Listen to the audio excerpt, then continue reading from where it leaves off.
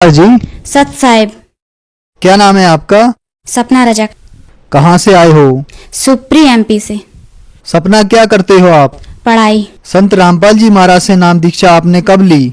11 अप्रैल 2013 को। संत रामपाल जी महाराज से नाम दीक्षा लेने से पहले आप क्या भक्ति साधना करते थे? संत रामपाल जी महाराज जी से नाम दीक्षा लेने से पहले हम सभी देवी देवताओं की भक्ति करते थे। जितने भी 33 करोड़ देवी देवता हैं उनकी सबकी जहाँ से भक्ति साधना मिलती थी सबकी भक्ति साधना करते थे। तो जो ये आप भक्ति देवी देवताओं की करते थे, इनसे आपको क्या क्या लाभ हुए? जो हमने देवी देवताओं की भक्ति साधना करते थे उनसे हमको कोई लाभ नहीं हुआ, बल्कि हमको हानि होती थी। जैसे कि पहले मेरे पापा ड्रिंक करते थे, वो ड्रिंक छोड़ने का नाम ही नहीं लेते थे। मेरी मम्मी उनसे बहुत परेशान हो गई थी। जैसे हमारा पहले मकान भी नहीं बना हुआ था तो मम्मी कहती थी कि गृहस्थी कैसे चलेगी, मैं तो पागल हो जाऊंगी, ऐसे मुझे नहीं रहना यहाँ पे। तो हम बहुत दुखी रहते थे। हम कहते भगवान, अगर आप भगवान हैं विश्व में तो हमारे लिए लाभ क्यों नहीं होते?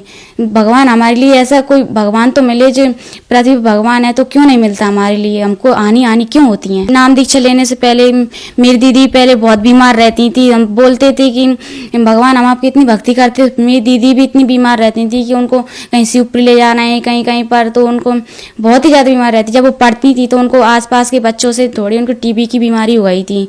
तो फिर मम्मी बोलती थी कि पढ़ने से बड़ी बच्ची को बीमारी भी हो गई है। तो हम सब परेशान हो गए थे। तो दीदी में बहुत पैसा लगा दिया था, तो हम बहुत परेशान हो गए। तो हम कहते भगवान है तो हमारी दीदी क्यों ठीक नहीं होती? तो ऐसे हमारे लिए हम बिल्कुल भी हमारे लिए लाभ नहीं हुआ।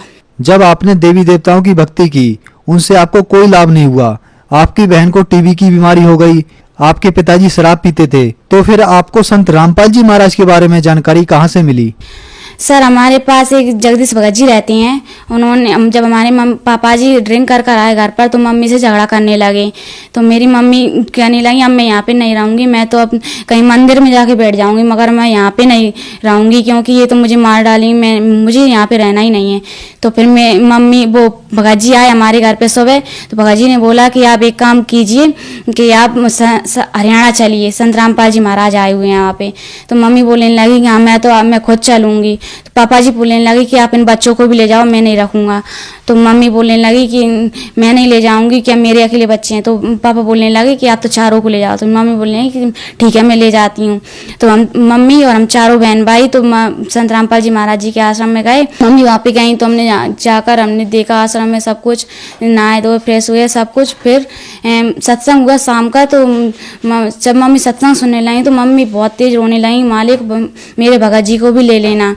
तो मेरे पापा जी ने भी जब घर पे भी सत्संग सुना था। मेरे पापा जी जब हम घर पे नहीं थे तो पापा जी ने 4-5 दिन लगातार सत्संग सुना तो पापा जी को भी समझ आया। हम तो लौट आए नाम दीक्षा लेकर। तो पापा जी हम पर बहुत हंसते थे कि ये क्या करते हैं। हम दंडवत करते तो आरती वगैरह करते तो भी हंसते थे। तो मम्मी कहती थी हंसने दो बेटा, कभी ऐसा दिन आएगा पापा भी नाम दीक्षा ले लेंगे। फिर एक महीने बाद फिर पापा बोले कि मैं भी चलूँगा आपके साथ। यहाँ से सारे रास्ते पापा स्मोकिंग करते और ड्रिंक करके भी गए थे यहाँ से। तो जब हम पहुँचे तो पापा जी को ऐसी अंदर से प्रेरणा हुई। पापा जी कहा ये तो बकवास चीज़ है, अब इसको नहीं करूँगा मैं आज के बाद। पापा जी ने आश्रम के अंदर से प्रवेश होते ही वो सब कुछ बाहर फेंक दिया और जाकर संत रामपाल जी महाराज जी से नाम दीक्षा ले ली। हम संत रामपाल जी महाराज के लाखों अनुयायियों से जब मिलते हैं तो उनसे हमें यह जानने को मिलता है कि उनको बहुत सारे चमत्कार तथा लाभ प्राप्त हुए। क्या आपके साथ भी कुछ ऐसा हुआ? हाँ जी सर, पहले मेरे पापा बहुत ड्रिंक करते थे। फिर मेरी मम्मी को भी मारते थे वगैरह, सब कुछ करते, स्मोकिंग वगैरह।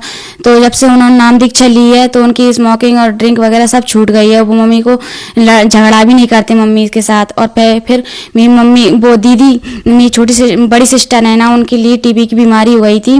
वो बच्चों के साथ पहले पढ़ती थी तो एक दूसरे की लग गई थी, तो होने लगी थी वो। मम्मी घबराने लगी कि ये कैसे होगा। दीदी ने नाम दीक्षा ले ली ना, उनकी वो बीमारी भी ठीक हो गई।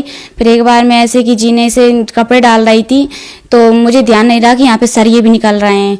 तो एकदम मेरा पैर नीचे पड़ गया, उस छत पे ना रखते हुए नीचे पड़ा। तो मैं नीचे जाकर गिरी और सीधी खड़ी हो गई और छत से सरिये निकल रहे थे तो मेरा सिर जैसे सरियों में टकरा था। मगर उस दिन मैं संत रामपाल जी महाराज जी से नाम दीक्षा ली हुई थी। अगर उस दिन मैंने संत रामपाल जी महाराज जी से नाम दीक्षा नहीं ली होती तो उस दिन भी मेरे साथ कुछ ना कुछ होता। और पहले हमारा अशोकनगर का प्लॉट नहीं बिच रहा था। जब पापा जी कहने लगे ये प्लॉट नहीं बिचेगा तो हमारा मकान कैसे बनेगा, तो तो फिर एक दिन पापा जी के पास ग्राहक आए लेने के लिए, तो उन्होंने कहा 2.5 लाख रुपए लगाया। तो पापा जी ने वो बेच दिया मकान वहाँ का, क्योंकि यहाँ बदरवास वाला मकान बनाना था हमारे लिए। तो फिर पापा जी ने वो प्लॉट बेच दिया, तो वहाँ पे बचे सिर्फ 1,70,000 रुपए। तो पापा जी बोलने लगे अब ये इतने से पैसों में मकान कैसे बनेगा। तो पापा जी ने कहा जो भी देखा जाएगा, परमात्मा सब दया करते हैं। तो पापा जी ने यहाँ का भी मकान गिरा दिया और बनाने लगे। तो ऐसे ऐसे भगत जी हमको पता भी नहीं चला कि 10 लाख रुपए लग गए उस मकान में, कि कहाँ से आए। हम सभी पूरा परिवार हम शौकते थे उस घटना को सोचकर कि हमें परमात्मा इतना बड़ा लाभ भी दे सकते हैं कभी। और सबसे और आध्यात्मिक लाभ हुआ, शारीरिक लाभ बहुत हमें लाभ हुए। और उसके बाद मेरी मम्मी को बवासीर की बीमारी भी हो गई थी, वो कहीं पर भी ठीक नहीं हो रही थी। तो संत रामपाल जी महाराज जी से नाम दीक्षा ली, तो वो मेरी मम्मी की बवासीर की बीमारी ठीक हो गई। पहले ना मुझे भूत प्रेत की बाधा थी, जो पहले मुझे पता ही नहीं था ये यम की दूत क्या होती है। मगर अब संत रामपाल जी महाराज जी से मैंने नाम दी चली, मुझे पता चली कि यम की दूत होती हैं। पहले वो कोई छाया सी आती थी और मेरा गला दबाती थी। मैं रात के करीब 11-12 बजे तक तो मैं सोती थी, मुझे पता लगता मेरे की दिखाई नहीं देता मुझे कौन मेरा गला दबा रहा है, सांस भी दब जाती थी। तो मैं कहती थी हे परमात्मा आप भगवान हैं तो मुझे बचाइए ना। मैं डर की वजह से अपने मम्मी पापा को भी नहीं बोलती थी। और संत रामपाल जी महाराज जी से नाम दीक्षा लेने के बाद मेरी भूत प्रेत की बाधा थी वो भी ठीक हो गई। आज हमारा पूरा परिवार संत रामपाल जी महाराज जी से नाम दीक्षा लिए हुआ है और सब भक्ति साधना करते हैं। आप कौन सी क्लास में पढ़ते हैं? क्लास 8। आपने बताया कि आप 8th क्लास में पढ़ते हैं और इस एज के बच्चे मूवी, म्यूजिक, कार्टून आदि में ज्यादातर ध्यान देते हैं और आप संत रामपाल जी महाराज की भक्ति कर रहे हैं। तो क्या आपको इस उम्र में अजीब नहीं लगता? क्या आपके साथ के बच्चे आपको कुछ नहीं कहते? हाँ देखिए सर, पहले तो मैं अगर हम भक्ति नहीं करते तो पहले मुझे भूत प्रेत ही बांधा थी। अगर मैं भक्ति नहीं करती तो मेरी तो आज डेथ हो ही जाती। वो भी संत रामपाल जी महाराज की दया से मैं आज बची हूँ। तो हमको भक्ति जरूरी है, फिर मूवीज वगैरह देखना जरूरी है। और भक्ति तो कौन नहीं करता है, एज से मतलब नहीं है। एज तो बुढ़ापे में ही करते हैं और जवानी में सब भक्ति करते हैं। तो बुढ़ापे में अगर भक्ति नहीं कर पाई जो लोगों ने, तो फिर वो क्या करेंगे।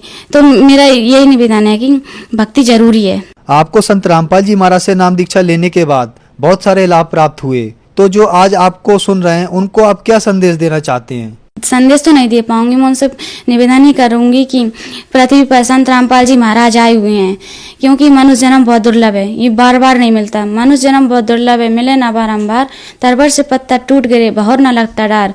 ये फिर बार बार जन्म नहीं मिलेगा, ना जाने फिर हम ये जन्म मिला है, फिर अगली बार हम कौन सी योनि में जाएंगे, कौन सी जन्म मिलेगा हमारे लिए, फिर भक्ति कहाँ से करेंगे। मनुष्य जन्म यही प्राइम टाइम है, इसमें गोल्डन चांस हमारे लिए, और इसमें भक्ति साधना कर लिया तो कर लिया, नहीं फिर बाद में नहीं कर पाएंगे। और जल्दी से जल्दी जितना जल्दी हो सके संत रामपाल जी महाराज जी की शरण में आओ और अपना कल्याण कराओ, क्योंकि यही प्राइम टाइम है, गोल्डन चांस अगर हमने छोड़ दिया तो ये मौका बार बार नहीं मिलेगा। संत रामपाल जी महाराज की शरण में कैसे आ सकते हैं? सर, संत रामपाल जी महाराज का बहुत सारे टीवी चैनलों पर सत्संग चलता है। टीवी स्क्रीन पर नीचे पट्टी आती है, उस पर कुछ नंबर्स दिए रहते हैं, उन पर कॉल करके आप उनसे पूछ सकते हैं कि जो हमारे नज़दीक कौन कौन सा नामदान सेंटर है, वहाँ से कहाँ से नाम दीक्षा ले सकते हैं। तो वहाँ से वो आपको बताएंगे और नाम दीक्षा वहाँ से आप जाकर नाम दीक्षा ले सकती हैं। धन्यवाद।